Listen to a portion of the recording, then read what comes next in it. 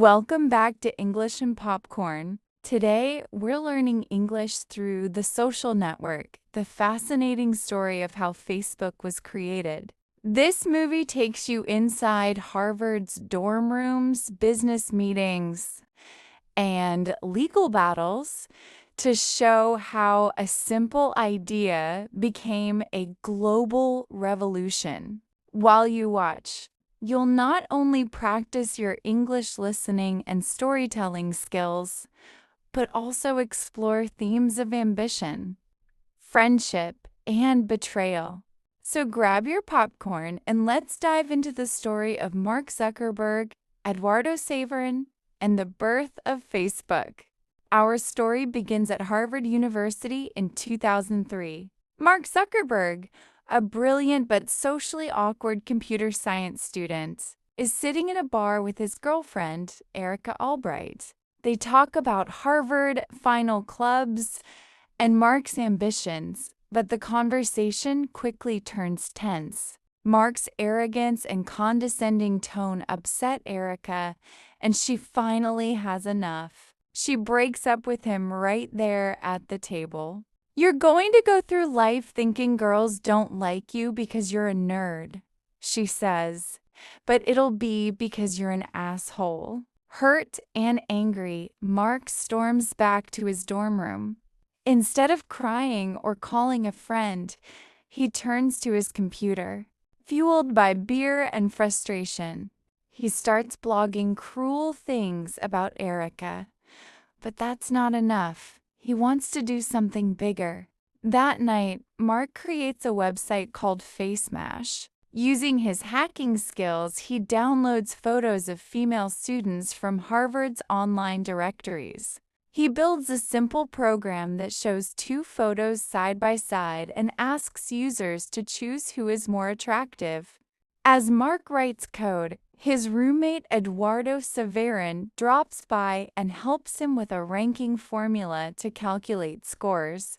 Within hours, FaceMash goes live and spreads like wildfire across the campus. Students stay up all night voting, laughing, and sharing the site. But by the next morning, Harvard's network crashes because of all the traffic. The site is shut down and Mark is called before Harvard's administrative board. They accuse him of breaching security, violating copyrights, and invading students' privacy. Mark is given 6 months of academic probation. Instead of feeling ashamed, Mark seized this as proof of his ability. He built something in one night that had the entire university's attention. And that's when he starts thinking bigger. What if there was a way to connect all students at Harvard, not just to rate them, but to actually create profiles, share information, and interact online? This first part of the social network sets the stage for everything that follows. It introduces us to Mark, a genius with incredible skill, but also someone who struggles with relationships and empathy. His heartbreak becomes the spark that leads to one of the most influential inventions of the 21st century. After the FaceMash scandal, Mark becomes something of a campus legend. Everyone at Harvard now knows who he is, the genius who took down the school's network in a single night. His reputation catches the attention of two of the most influential students on campus, Cameron and Tyler Winklevis, identical twin brothers, and their business partner, Divya Narendra. The twins invite Mark to meet them at the Porcellian Club, one of Harvard's most exclusive final clubs. Over drinks, they explain their idea for a social network called Harvard Connection, a website where Harvard students can create profiles and connect with each other online. Mark listens carefully, nods politely, and agrees to help them. But as he walks back to his dorm, a bigger idea starts forming in his mind. Why just connect Harvard students? Why not build something more open, more powerful? something that could grow beyond Harvard and connect universities across the country. Mark rushes back to his computer and begins coding what will soon become the Facebook. He spends days and nights writing code, barely eating or sleeping. His roommate, Eduardo Severin, notices what Mark is building and becomes intrigued. Mark explains that he needs $1,000 to buy servers so the site can handle traffic. Eduardo agrees to invest the money in exchange for a 30% share of the company, becoming the first co-founder of Facebook. Meanwhile, Mark continues to delay his work on the Winklevoss project. He sends them polite but vague emails saying he's busy and will get back to them soon. In reality, he is pouring all of his energy into building the Facebook. Finally, on February 4, 2004, the Facebook goes live. The site allows students to create profiles, upload photos, list their relationship status, and add friends. Within hours, hundreds of Harvard students sign up. By the end of the first weekend, nearly half of Harvard is using the site. The success is explosive. Students love it. They stay up late, adding friends, checking profiles, and refreshing their pages. Mark and Eduardo watch the numbers grow in amazement. When the Winklevoss twins and Divya find out about the Facebook, they are furious. They believe Mark stole their idea. They begin gathering evidence and consider taking legal action. But Mark isn't concerned. He tells Eduardo, if they were the inventors of Facebook, they'd have invented Facebook. This part of the story shows the moment when Mark's vision truly takes shape. What began as a late-night reaction to heartbreak has turned into a real product that is spreading fast. Mark is no longer just a programmer. He is about to become the creator of a social revolution. With the Facebook taking over Harvard, Mark and Eduardo start expanding to other Ivy League schools, Yale, Columbia, Stanford. The growth is explosive, and soon students from all over the country are begging for access. This is when Sean Parker enters the story. Sean is the charismatic co-founder of Napster, the music-sharing platform that changed the music industry. He discovers the Facebook online and immediately sees its potential. Sean reaches out and meets Mark and Eduardo for dinner. Sean is smooth, confident, and persuasive. He tells them they need to think bigger. He says, "You don't even know what the thing is yet, how big it can get, how far it can go." He also gives them one crucial piece of advice. Drop the just Facebook. It's cleaner. Mark is fascinated by Sean and quickly becomes influenced by him. Eduardo, on the other hand, doesn't trust him. He thinks Sean's is reckless and a bad influence.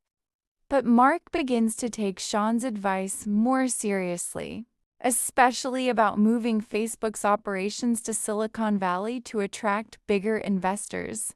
Eduardo is frustrated.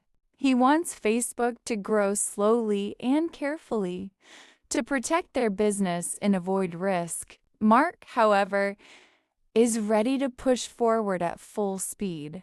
The tension between them grows as Mark starts spending more time with Sean and less time with Eduardo. Eventually, Mark moves Facebook's headquarters to Palo Alto, California, where Sean becomes more involved in the company's daily operations. Eduardo, still in New York, tries to raise money through traditional business channels. But his efforts don't line up with Mark's fast-paced vision. Meanwhile, Facebook continues to explode in popularity. Thousands of new users sign up every day. Investors start calling. Big money is on the horizon. But Eduardo's relationship with Mark is falling apart. When he visits Palo Alto, He feels like an outsider. Sean is always around, giving advice, partying, and convincing Mark that Eduardo doesn't have the same vision for the company. Tensions finally reach a breaking point when Mark and the new investors dilute Eduardo's shares in Facebook, reducing his ownership from 30% to less than 1%. Eduardo is furious, not just because of the money, but because he feels betrayed by his best friend. He slams Mark's laptop shut and storms out of the office, shouting, "You better lawyer up, asshole, because I'm not coming back for 30%, I'm coming back for everything." This part of the movie is where the story becomes about more than just Facebook. It's about friendship, trust, and ambition. Mark is building one of the most powerful companies in history, but at the cost of the one person who believed in him from the beginning. As Facebook grows into a global phenomenon, Mark finds himself in the middle of two major legal battles, one with his former best friend, Eduardo Saverin, and another with the Winklevoss twins and Divya Narendra. The Winklevoss twins believe that Mark stole their idea for a Harvard-only social network. They sue him for intellectual property theft, claiming that Harvard Connection, later renamed Connect US, was their concept and that Mark simply built his own version. At the same time, Eduardo files his own lawsuit. After his shares were diluted to almost nothing, Eduardo feels completely betrayed. The legal documents he receives officially remove him as a co-founder of Facebook. This isn't just about money, it's about respect, trust, and recognition for the role he played in getting Facebook off the ground. Much of this part of the story takes place in deposition rooms, where lawyers ask tough questions and all sides argue over the truth. These scenes are quiet but intense. Mark sits there, often emotionless, answering questions in his calm but cutting way. At one point, he famously says, "If you guys were the inventors of Facebook, you'd have invented Facebook." The depositions cut back and forth with flashbacks, showing how the events really happened. We see the moments where Mark ignored the Winklevoss emails, where Eduardo signed papers without realizing what they meant, and where Sean Parker encouraged Mark to move fast and not look back. Meanwhile, Facebook continues to grow. It's no longer just a college site. It's opening to more and more users, and the company is attracting huge investors. Peter Thiel, one of Silicon Valley's most famous venture capitalists, invests $500,000, helping turn Facebook into a serious business. But all of this success comes at a personal cost. Eduardo and Mark's friendship is gone, replaced by lawyers and lawsuits. The Winklevoss twins feel robbed and humiliated, but they're not backing down. They even take their case all the way to Harvard's board and later to court, fighting for what they believe is their share of the company. The legal pressure puts Mark in a tough spot. He's building one of the most powerful companies in the world, but he's surrounded by conflict, accusations, and betrayal. This part of the movie is about accountability, about facing the consequences of ambition. It shows that success, especially on such a massive scale, doesn't come without enemies and sacrifices. As Facebook continues to skyrocket in popularity, Sean Parker becomes more deeply involved with the company. He's charming, brilliant, and knows how to attract investors and attention, but he also brings chaos with him. Sean's lifestyle is glamorous but dangerous. He loves partying, throwing big events, and surrounding himself with models, music, and luxury. This impresses Mark, who is still somewhat socially awkward and loves being around someone so confident and connected. But Eduardo never trusted Sean, and as Facebook grows, Eduardo's warnings start to look more and more accurate. In one scene, Sean hosts a big party to celebrate Facebook's success. There's music, drinking, and a wild energy, but behind the fun, we see Sean's reckless side. He's more focused on living the high life than actually working on the company. Things take a dark turn when Sean gets arrested during a party involving illegal substances. Police raid the house, and although Sean insists he did nothing wrong, the damage is done. This scandal threatens Facebook's reputation and makes Mark start to question whether Sean should stay involved. Mark doesn't shout or get angry, but you can see the shift in his attitude. Sean, once the cool older brother figure, now looks like a liability. Slowly, Sean begins to lose his influence over Mark and over Facebook's future. Meanwhile, Mark's focus remains on growth. He's already thinking about the next steps, opening Facebook to more schools, then eventually to the whole world. He spends late nights coding, working, and planning. Even though Sean's downfall is messy, Mark doesn't let it distract him from the mission, making Facebook bigger than ever. This part of the story shows how ambition can be both a strength and a weakness. Mark admired Sean because he pushed Facebook forward, but Sean's lifestyle nearly pulled the company into disaster. By the end of this section, Sean is out of the picture. Eduardo is gone too, still fighting his lawsuit. Mark is left as the clear, undisputed leader of Facebook, but at the cost of being more isolated than ever. Facebook is now unstoppable. Millions of users are signing up and investors are pouring in money.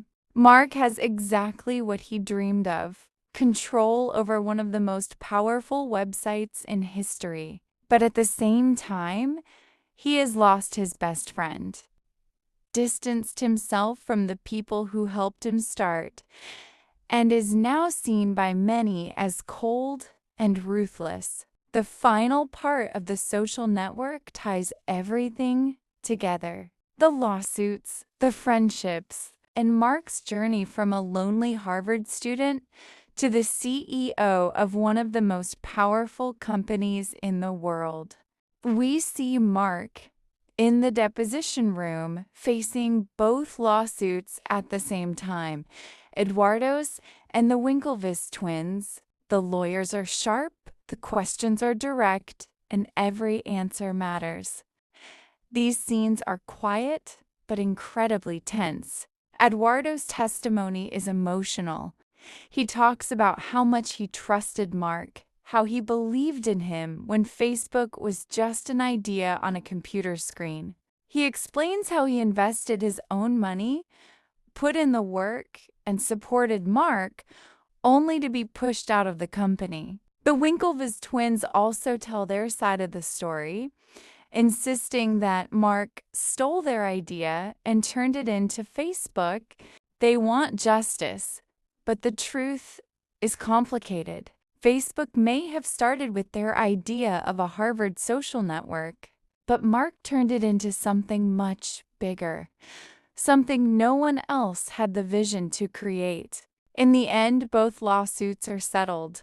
The Winklevoss twins receive a large sum of money and stock in Facebook, and Eduardo's name is officially restored as co-founder. He may not control Facebook anymore, but his role in building the company is recognized forever.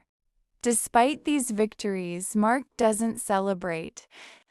Instead, we get one of the quietest and most powerful scenes in the entire film. Mark sits alone in the conference room with his laptop. He logs into Facebook, finds Erica Albright, the ex-girlfriend from the very beginning, and sends her a friend request. Then He just sits there, refreshing the page, waiting for her to accept. This ending is bittersweet. Mark is now a billionaire and the CEO of a company that will soon connect billions of people. But he is still searching for connection himself. The film leaves us with a question: was all the ambition, conflict, and betrayal worth it? The story of the social network shows us that success often comes with a price. Mark got everything he wanted: power, control, and a platform that would change the world. But he lost friends, trust, and maybe a piece of himself along the way. It's not just the story of Facebook.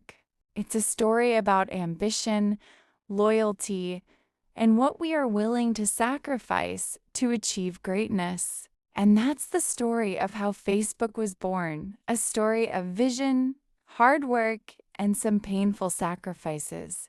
Through this video, I hope you improved your English and learned that even the biggest ideas often come with challenges, tough decisions, and consequences. If you enjoyed this video, make sure to like, subscribe to English and Popcorn, and share it with your friends. And remember, the next big idea might just be waiting in your own mind. Don't be afraid to build it.